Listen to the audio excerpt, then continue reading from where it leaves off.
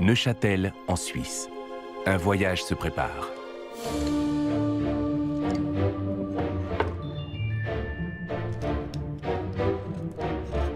John Howe est l'un des plus grands illustrateurs des romans de Tolkien.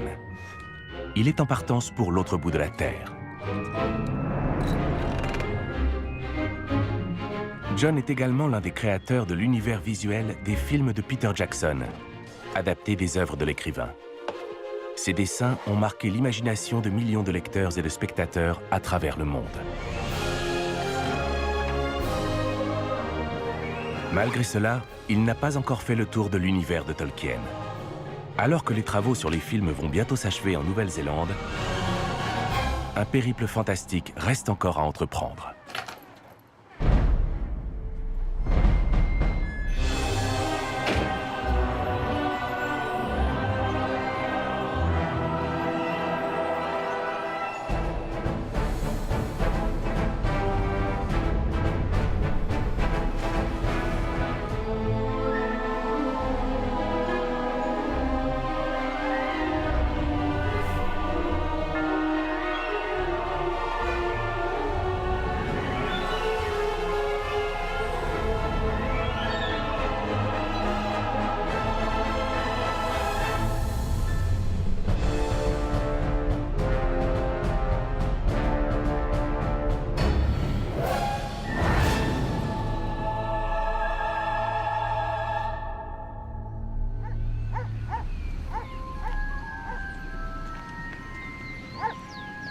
Au terme d'un long voyage, John Howe arrive en Nouvelle-Zélande dans le village des Hobbits, ces petites créatures imaginées par Tolkien dans ses célèbres romans Bilbo le Hobbit et Le Seigneur des Anneaux.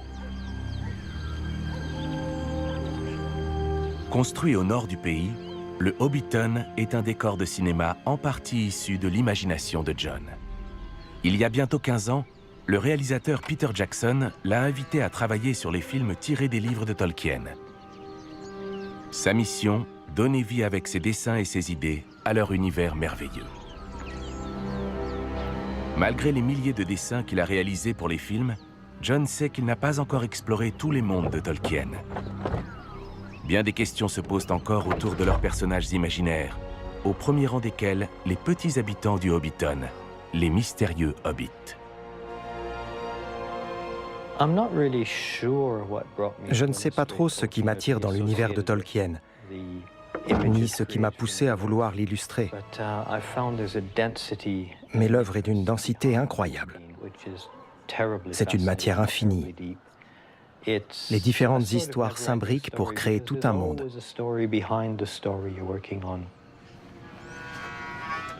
C'est comme un chemin qui ne s'arrête jamais. Je ne m'en lasserai pas. Il reste tant de choses à découvrir.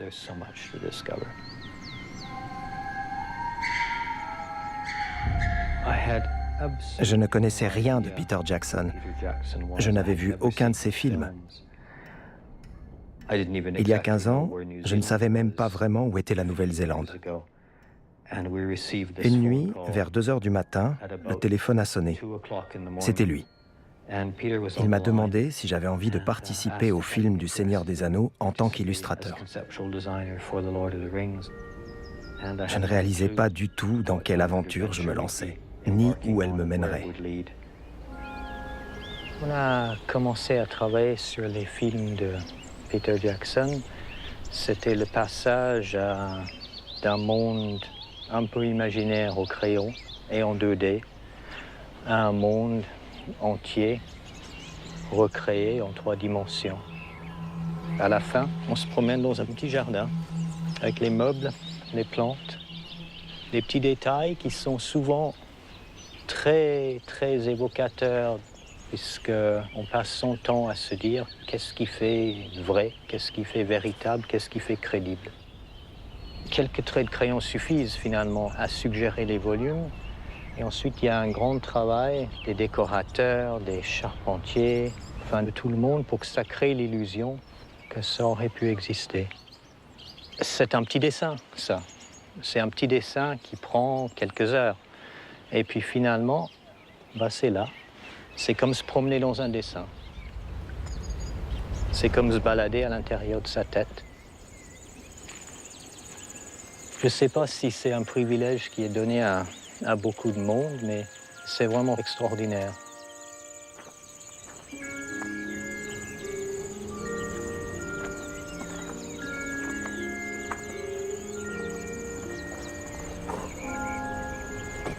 Finalement, le dessin fantastique, c'est une sorte d'alchimie, de mélange entre deux choses. Il faut que la forme soit imaginative et fabuleuse, mais que la matière, les textures, les couleurs soient réelles. Donc il faut regarder, puis regarder, puis regarder encore.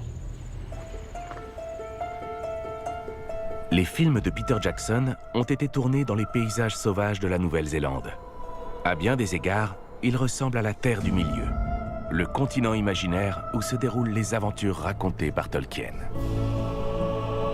Pour John Howe, regarder, regarder et encore regarder, c'est aussi parcourir ces paysages à la recherche d'images et de sensations qui imprégneront ses dessins.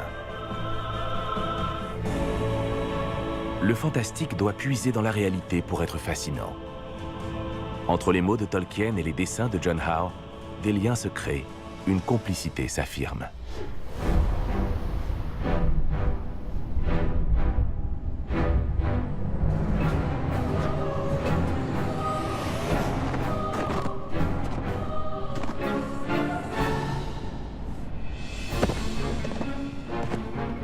Je ne vais pas tout le temps dans la nature faire des dessins, il faut quand même qu'il fasse beau. Il faut bien se mettre au milieu de tout ça et tenter d'en faire le tour, la pointe du crayon. Et puis se dire que le dessin que l'on ramène ne pourrait pas contenir tout ce qu'on a vu, mais contient peut-être quelque chose d'un peu plus important, c'est le sentiment que dégage un paysage, et les idées qui sont contenues là-dedans. On rentre, on est un peu froid, on est un peu mouillé, mais on sait ce qu'on a vu.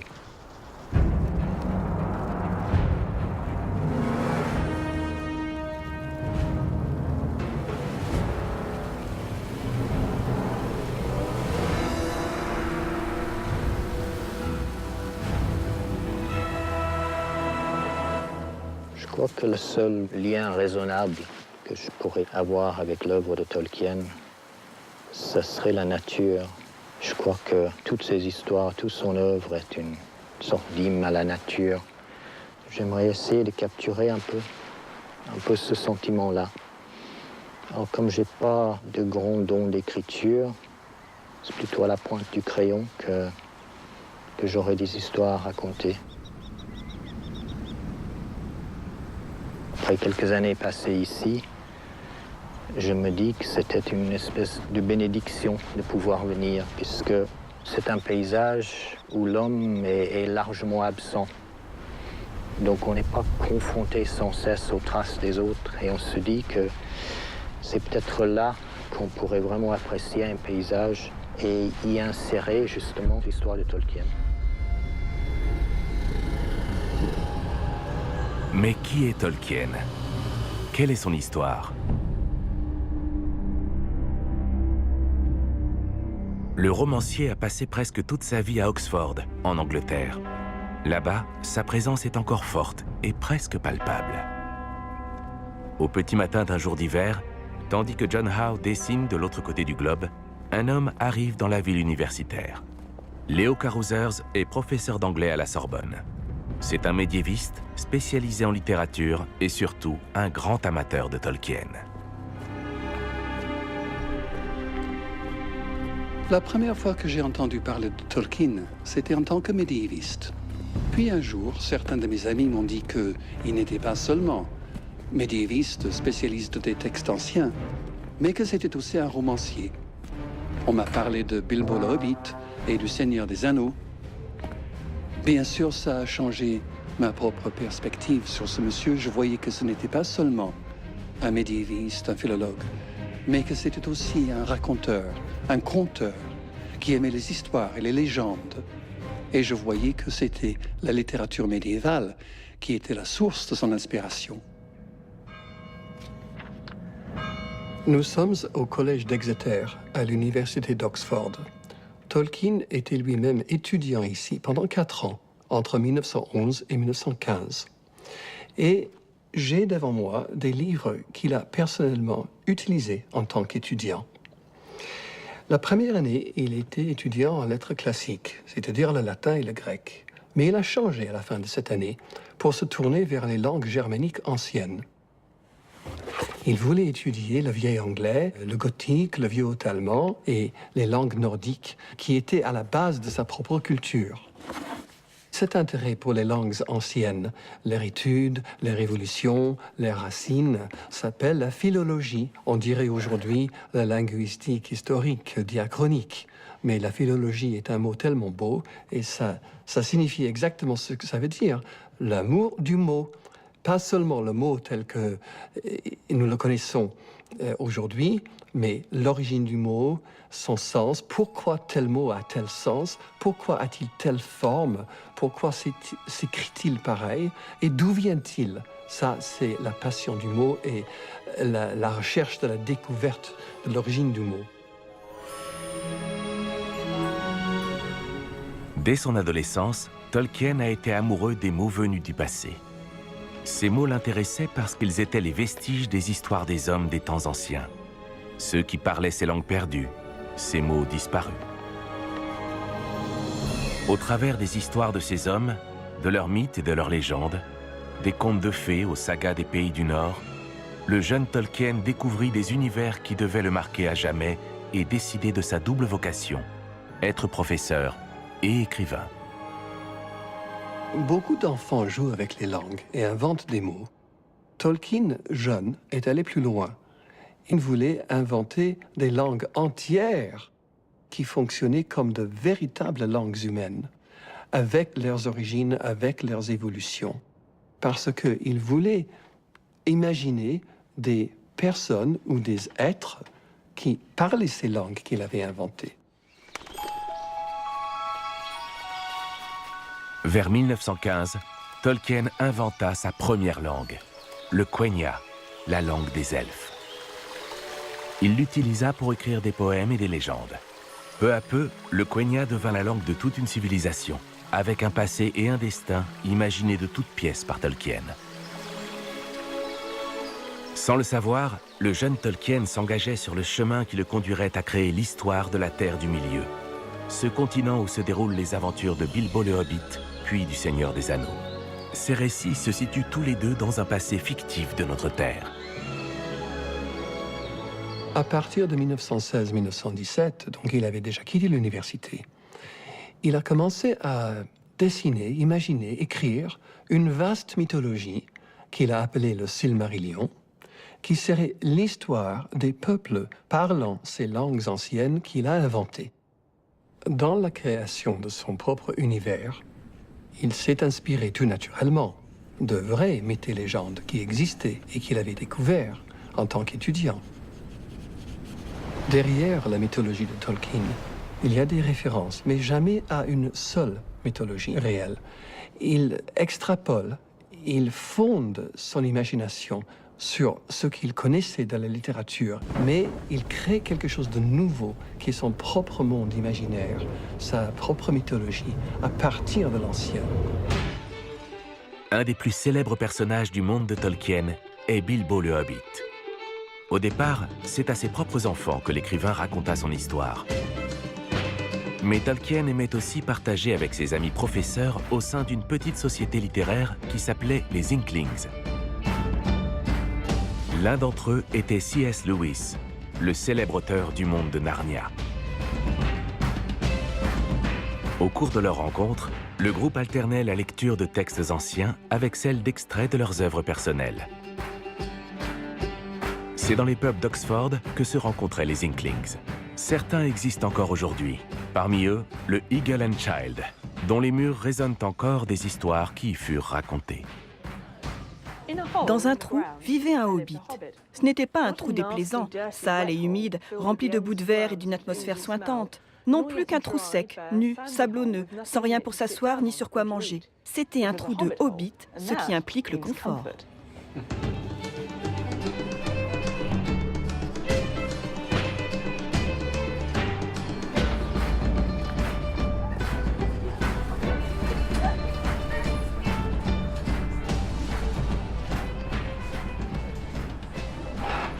Vous êtes donc la Tolkien Society. Pourriez-vous vous présenter? Oui, nous sommes la Oxford Tolkien Society. Je suis Amrit, voici Martha, Joe et Anaïta. Nous ne sommes pas au complet aujourd'hui. Nous nous retrouvons régulièrement en général dans l'enceinte de l'université. Nous parlons de Tolkien et passons du bon temps. On mange un morceau, on lit des extraits de ses œuvres et on s'amuse bien. En fait, c'est assez naturel. On s'amuse dès qu'on parle de Tolkien. Vous êtes comme des hobbits qui prendraient le thé. C'est un peu ça. Joe est notre hobbit officiel. Officiellement, le hobbit inofficiel. Inofficiellement, le hobbit officiel. Oui, voilà. Nos lois et coutumes ancestrales sont compliquées. Mais j'ai fini par être officiellement nommé hobbit inofficiel. Quelle importance accordez-vous au texte? La lecture est notre principale activité. Ces textes sont l'élément qui nous a rassemblés. Notre passion pour Tolkien est la raison d'être de notre société. Nous adorons nous retrouver pour échanger nos extraits préférés. Effectivement. L'idée est bien sûr de nous retrouver, mais le plus important est d'élargir nos connaissances de l'œuvre de Tolkien. Nous découvrons sans cesse de nouveaux passages, même dans ses écrits les plus connus. Tolkien a passé l'essentiel de sa vie à Oxford. Je suppose que c'est chez lui qu'il a rédigé la plupart de ses œuvres. Absolument. C'est d'ailleurs tout près d'ici. Vous voulez qu'on vous y emmène? Avec plaisir.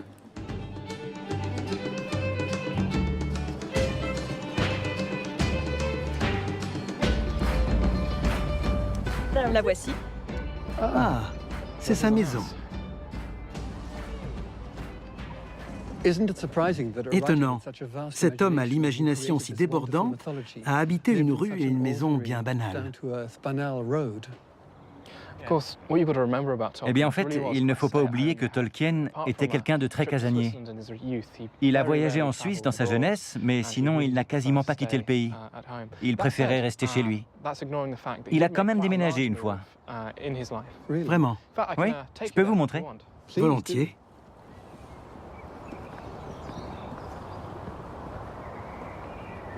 Nous y sommes.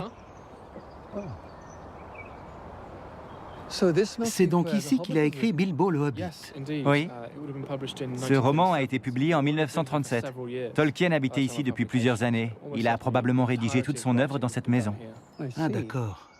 On se l'imagine bien assis derrière ses fenêtres en train d'écrire. Fascinant. Un érudit sans le sou, comme il aimait s'appeler. Il a juste écrit un conte pour ses enfants, mais il s'est inspiré de sources mythologiques. Quel contraste avec toutes les légendes à l'origine de son univers. Rédigée dans sa maison d'Oxford entre les années 1930 et les années 1950, l'œuvre de Tolkien a très vite rencontré un succès international. Récemment, l'audience du petit peuple des Hobbits et de la communauté de l'Anneau s'est encore accrue grâce au film de Peter Jackson. Nous sommes dans le parc de Kaitoke, sur l'île du nord de la Nouvelle-Zélande. C'est ici qu'ont été filmées les séquences de Rivendell, la ville des elfes rendue réelle par les dessins de John Howe et de son collègue Alan Lee. Des dessins et quelques effets spéciaux. Le développement des effets numériques a poussé John Howe à travailler sur ordinateur. Cela lui a permis d'intégrer ses décors aux paysages filmés.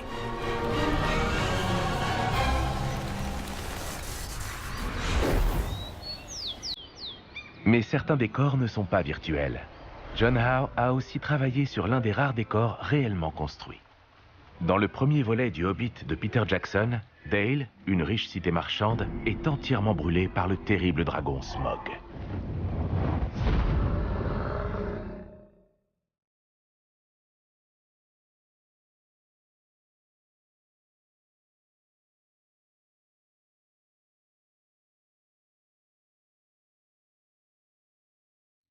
L'architecture de Dale est à peine évoquée dans les romans. Les illustrateurs ont dû la concevoir par eux-mêmes. Mais comment construire cette cité imaginaire sans trahir l'œuvre du romancier?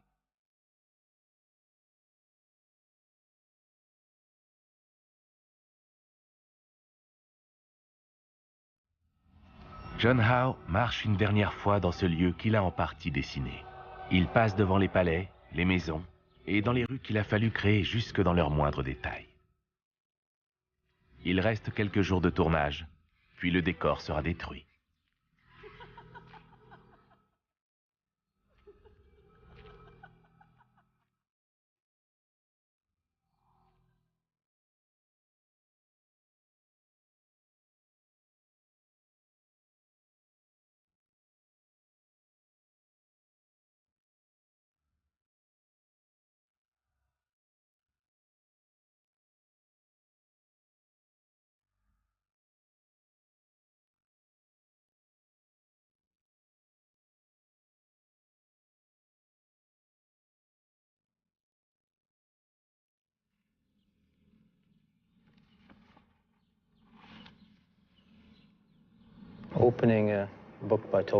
Ouvrir un livre de Tolkien, c'est ouvrir 100 livres à la fois.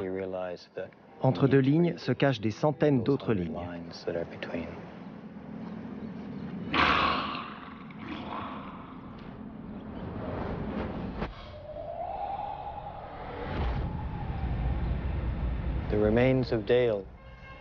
Ce décor montre Dale détruite. Mais avant qu'on en fasse des ruines, c'était l'un des plus beaux décors du film. Il y avait des arbres fruitiers. Le soleil illuminait les rues et les toitures. Une des réactions les plus gratifiantes que nous ayons eues, c'est quand les équipes de tournage sont arrivées ici. Chacun comparait le site à un superbe lieu de vacances qu'il avait visité. Mais personne n'était d'accord sur l'endroit. Cela fait vraiment honneur à Tolkien et à son pouvoir de suggestion. Son univers est familier et étrange à la fois.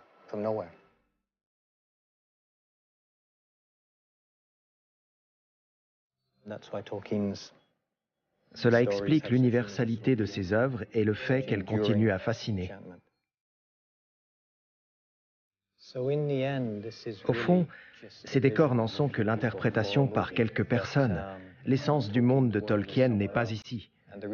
C'est ailleurs que nous en trouverons les sources. Il faut se rendre à l'autre bout du monde. Suivez-moi. Nous allons faire un sacré voyage.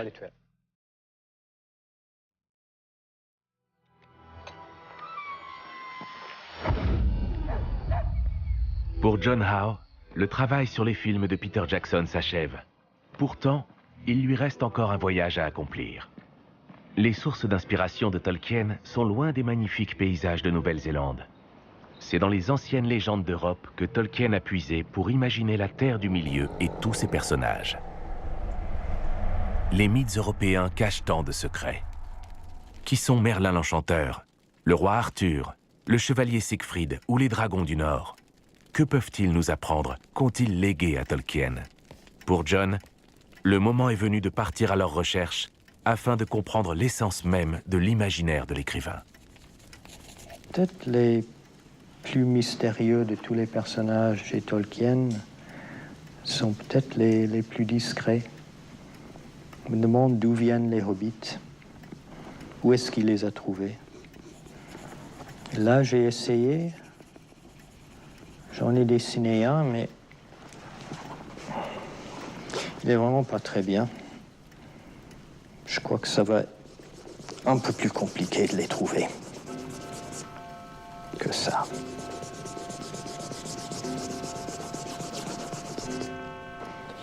Donc on va partir en voyage. On va partir à la recherche du Hobbit.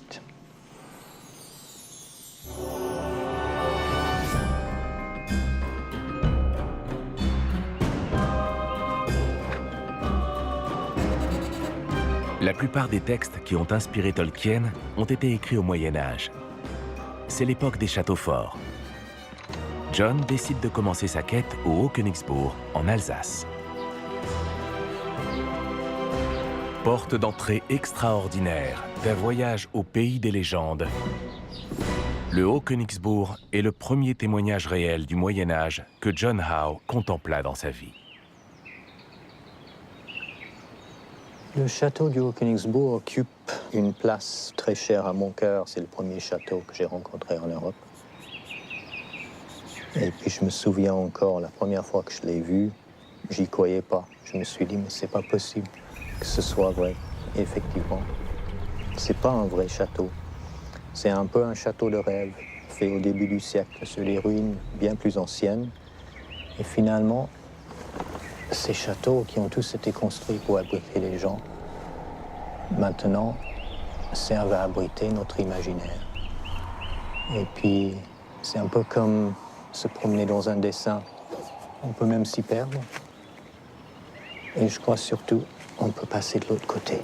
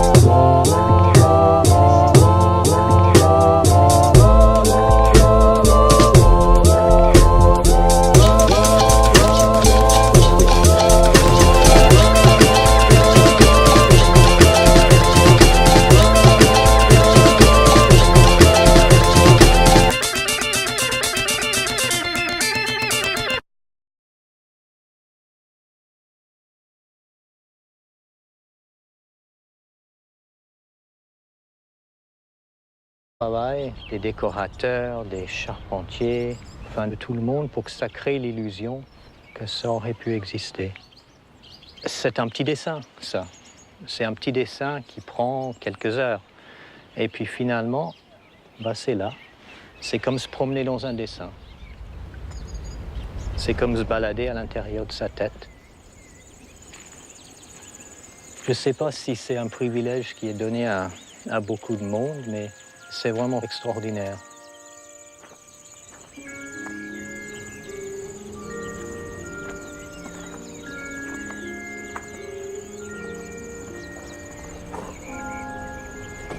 Finalement, le dessin fantastique, c'est une sorte d'alchimie, de mélange entre deux choses. Il faut que la forme soit imaginative et fabuleuse, mais que la matière, les textures, les couleurs soient réelles. Donc il faut regarder, puis regarder, puis regarder encore.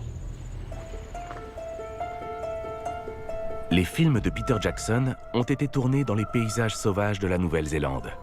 À bien des égards, ils ressemblent à la Terre du Milieu, le continent imaginaire où se déroulent les aventures racontées par Tolkien. Pour John Howe, regarder, regarder et encore regarder, c'est aussi parcourir ces paysages à la recherche d'images et de sensations qui imprégneront ses dessins. Le fantastique doit puiser dans la réalité pour être fascinant. Entre les mots de Tolkien et les dessins de John Howe, des liens se créent, une complicité s'affirme.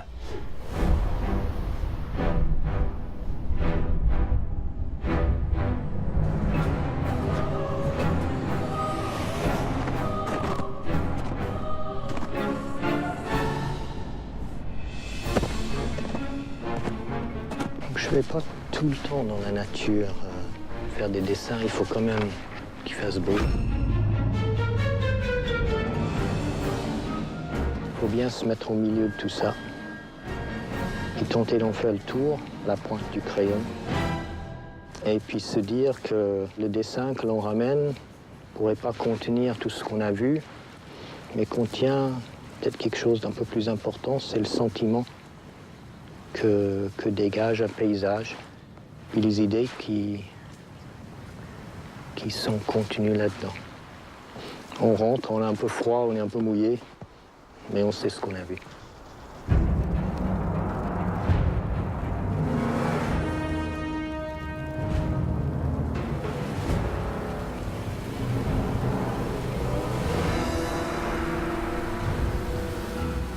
Et à la base de sa propre culture. Cet intérêt pour les langues anciennes, leur étude, leur évolution, leurs racines, s'appelle la philologie. On dirait aujourd'hui la linguistique historique, diachronique. Mais la philologie est un mot tellement beau et ça signifie exactement ce que ça veut dire. L'amour du mot.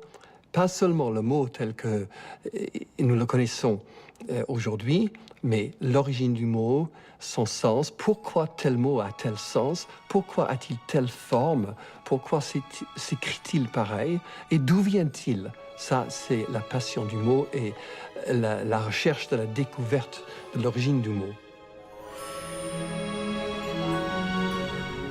Dès son adolescence, Tolkien a été amoureux des mots venus du passé.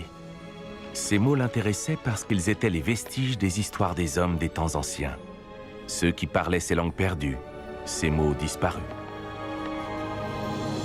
Au travers des histoires de ces hommes, de leurs mythes et de leurs légendes, des contes de fées aux sagas des pays du Nord, le jeune Tolkien découvrit des univers qui devaient le marquer à jamais et décider de sa double vocation, être professeur et écrivain. Beaucoup d'enfants jouent avec les langues et inventent des mots. Tolkien, jeune, est allé plus loin. Il voulait inventer des langues entières qui fonctionnaient comme de véritables langues humaines, avec leurs origines, avec leurs évolutions.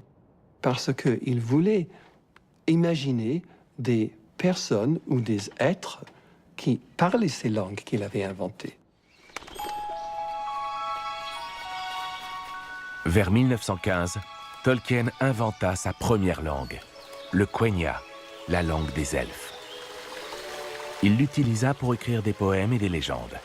Peu à peu, le Quenya devint la langue de toute une civilisation. avec un passé et un destin imaginés de toutes pièces par Tolkien. Sans le savoir, le jeune Tolkien s'engageait sur le chemin qui le conduirait à créer l'histoire de la Terre du Milieu, ce continent où se déroulent les aventures de Bilbo le Hobbit, puis du Seigneur des Anneaux. Ces récits se situent tous les deux dans un passé fictif de notre Terre. À partir de 1916-1917, donc il avait déjà quitté l'université, il a commencé à dessiner, imaginer, écrire une vaste mythologie qu'il a appelée le Silmarillion, qui serait l'histoire des peuples parlant ces langues anciennes qu'il a inventées. Dans la création de son propre univers, il s'est inspiré tout naturellement de vrais mythes et légendes qui existaient et qu'il avait découverts en tant qu'étudiant. Derrière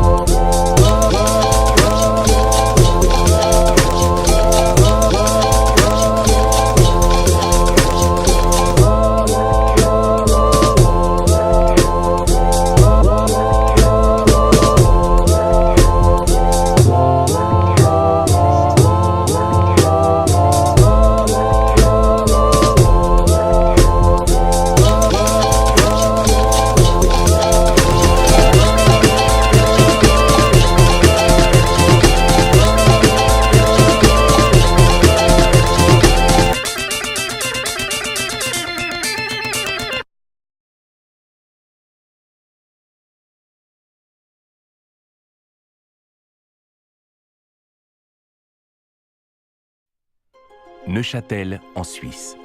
Un voyage se prépare.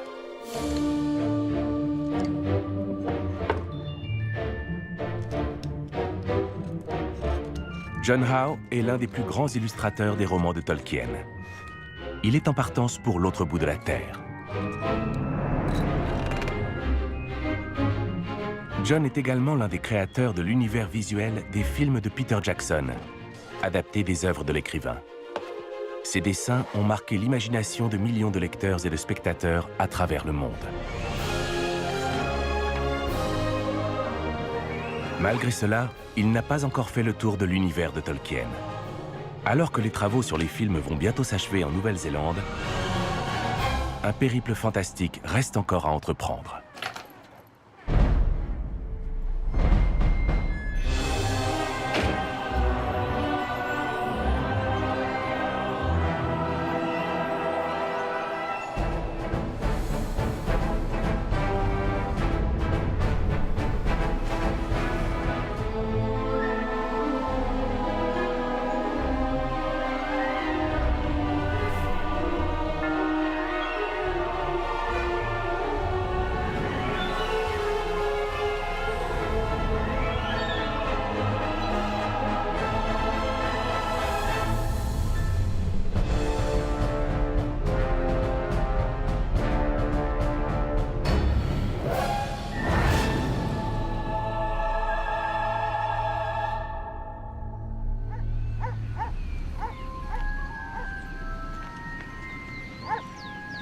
Au terme d'un long voyage, John Howe arrive en Nouvelle-Zélande dans le village des Hobbits, ces petites créatures imaginées par Tolkien dans ses célèbres romans Bilbo le Hobbit et Le Seigneur des Anneaux. Construit au nord du pays, le Hobbiton est un décor de cinéma en partie issu de l'imagination de John. Il y a bientôt 15 ans, le réalisateur Peter Jackson l'a invité à travailler sur les films tirés des livres de Tolkien.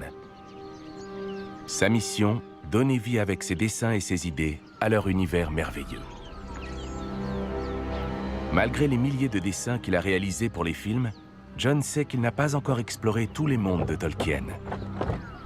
Bien des questions se posent encore autour de leurs personnages imaginaires, au premier rang desquels les petits habitants du Hobbiton, les mystérieux Hobbits. Je ne sais pas trop ce qui m'attire dans l'univers de Tolkien. ni ce qui m'a poussé à vouloir l'illustrer. Mais l'œuvre est d'une densité incroyable. C'est une matière infinie. Les différentes histoires s'imbriquent pour créer tout un monde.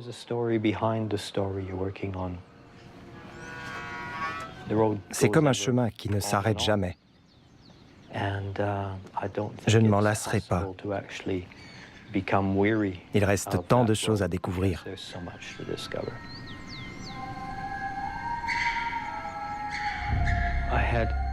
Je ne connaissais rien de Peter Jackson. Je n'avais vu aucun de ses films. Il y a 15 ans, je ne savais même pas vraiment où était la Nouvelle-Zélande. Une nuit, vers 2 heures du matin, le téléphone a sonné. C'était lui. Il m'a demandé si j'avais envie de participer au film du Seigneur des Anneaux en tant qu'illustrateur. Je ne réalisais pas du tout dans quelle aventure je me lançais, ni où elle me mènerait. On a commencé à travailler sur les films de Peter Jackson. C'était le passage d'un monde un peu imaginaire au crayon et en 2D à un monde entier, recréé en 3 dimensions. À la fin, on se promène dans un petit jardin avec les meubles, les plantes, les petits détails qui sont souvent très évocateurs, puisqu'on passe son temps à se dire qu'est-ce qui fait vrai, qu'est-ce qui fait véritable, qu'est-ce qui fait crédible. Quelques traits de crayon suffisent finalement à suggérer les volumes, et ensuite il y a un grand travail. Je crois que le seul lien raisonnable que je pourrais avoir avec l'œuvre de Tolkien, ce serait la nature. Je crois que toutes ces histoires, toute son œuvre est une sorte d'hymne à la nature. J'aimerais essayer de capturer un peu ce sentiment-là. Alors comme j'ai pas de grands dons d'écriture, c'est plutôt à la pointe du crayon que j'aurai des histoires à raconter. Après quelques années passées ici, je me dis que c'était une espèce de bénédiction de pouvoir venir, puisque c'est un paysage où l'homme est largement absent. Donc on n'est pas confronté sans cesse aux traces des autres, et on se dit que c'est peut-être là qu'on pourrait vraiment apprécier un paysage et y insérer justement l'histoire de Tolkien. Mais qui est Tolkien? Quelle est son histoire? Le romancier a passé presque toute sa vie à Oxford, en Angleterre. Là-bas, sa présence est encore forte et presque palpable. Au petit matin d'un jour d'hiver, tandis que John Howe dessine de l'autre côté du globe, un homme arrive dans la ville universitaire. Leo Carothers est professeur d'anglais à la Sorbonne. C'est un médiéviste spécialisé en littérature et surtout un grand amateur de Tolkien. La première fois que j'ai entendu parler de Tolkien, c'était en tant que médiéviste. Puis un jour, certains de mes amis m'ont dit qu'il n'était pas seulement médiéviste, spécialiste des textes anciens, mais que c'était aussi un romancier. On m'a parlé de Bilbo le Hobbit et du Seigneur des Anneaux. Bien sûr, ça a changé ma propre perspective sur ce monsieur. Je voyais que ce n'était pas seulement un médiéviste, un philologue, mais que c'était aussi un raconteur, un conteur, qui aimait les histoires et les légendes. Et je voyais que c'était la littérature médiévale qui était la source de son inspiration. Nous sommes au collège d'Exeter, à l'université d'Oxford. Tolkien était lui-même étudiant ici pendant 4 ans, entre 1911 et 1915. Et j'ai devant moi des livres qu'il a personnellement utilisés en tant qu'étudiant. La première année, il était étudiant en lettres classiques, c'est-à-dire le latin et le grec. Mais il a changé à la fin de cette année pour se tourner vers les langues germaniques anciennes. Il voulait étudier le vieil anglais, le gothique, le vieux allemand et les langues nordiques qui étaient